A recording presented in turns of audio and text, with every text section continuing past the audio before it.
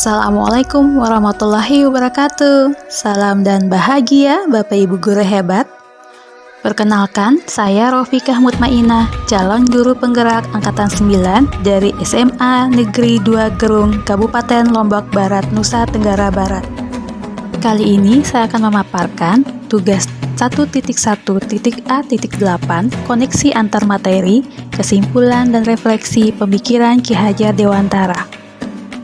Ki Hajar Dewantara menyampaikan bahwa pengajaran adalah bagian dari pendidikan, di mana pengajaran adalah suatu proses pendidikan yang berfungsi untuk memberi ilmu untuk kecakapan hidup baik secara lahir maupun secara batin.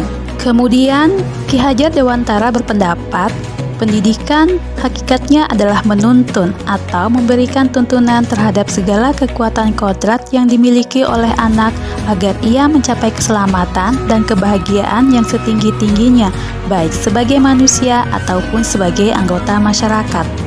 Kemudian pendidikan diharapkan bisa menciptakan kesempatan bagi murid agar mampu tumbuh secara utuh sehingga ia mampu memuliakan dirinya dan orang lain serta mampu menjadi pribadi yang mandiri.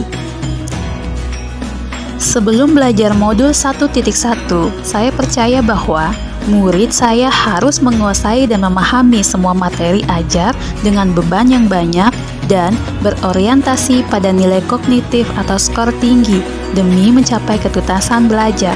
Kemudian, setiap murid dianggap memiliki kemampuan dan latar yang sama dalam pembelajaran tanpa memperhatikan keragaman dan kebutuhan mereka yang tentu saja tidak sama. Kemudian, pembelajaran yang berpusat pada guru, sehingga kurang memberi ruang kepada murid untuk mendapatkan pembelajaran yang menarik, menyenangkan, dan bermakna. Sedangkan yang terakhir adalah kurangnya kedekatan secara emosional dengan murid, sehingga penanaman nilai-nilai karakter kurang terbangun dengan baik. Dalam pengkondisian di kelas, masih menggunakan sanksi dengan tujuan untuk mendisiplinkan murid dalam pembelajaran. Setelah belajar modul 1.1 dan merefleksikan diri dalam perubahan pemikiran maupun perilaku yang saya alami adalah yang pertama, guru tidak hanya sekedar mentransfer ilmu, namun guru juga harus bisa menuntun tumbuh kembang anak sesuai kodratnya. Jadi, tidak hanya berorientasi pada hasil capaian aspek kognitif saja. Yang kedua, guru harus memahami bahwa pembelajaran yang baik adalah berpihak pada murid. Artinya, guru harus memberi hak kepada anak dalam proses pembelajaran sesuai bakat minatnya atau karakteristiknya.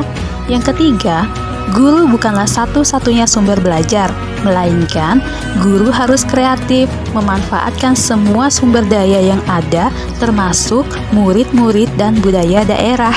Kemudian yang keempat, guru harus mampu menempatkan diri atau berperan sebagai orang tua kandung, sehingga terjalin komunikasi dan kedekatan emosional. Terakhir yang kelima, anak lahir diumpamakan sehelai kertas yang sudah ditulis penuh tapi semua masih suram atau samar-samar. Nah, pendidikan berkewajiban dan berkuasa menebalkan segala tulisan yang suram dan berisi baik, agar kelak nampak sebagai budi pekerti yang baik. Sedangkan segala tulisan yang mengandung arti jahat hendaknya dibiarkan agar jangan menjadi tebal, bahkan dijadikan semakin suram. Pembelajaran yang sesuai dengan pemikiran Ki Hajar Dewantara yang saya terapkan adalah yang pertama, merancang pembelajaran yang berpihak pada anak atau pembelajaran yang menyenangkan dengan metode dan model pembelajaran yang variatif. Yang kedua, menganggap murid sebagai anak kandung sendiri, sehingga dapat memberi tuntunan dengan penuh cinta dan kasih sayang. Yang ketiga, memberikan kebebasan pada anak dalam mengerjakan tugas dengan memberikan opsi penugasan sesuai dengan bakat dan minat yang dimiliki anak. Kemudian yang keempat, menjadi fasilitator, motivator, sekaligus inspirator bagi anak didik. Kemudian yang kelima adalah berkolaborasi dengan semua warga sekolah dalam penanaman nilai-nilai spiritual, sosiokultural, dan budi pekerti yang baik bagi anak didik. Mari tergerak, bergerak, dan menggerakkan. Terima kasih, salam guru penggerak. Wassalamualaikum warahmatullahi wabarakatuh.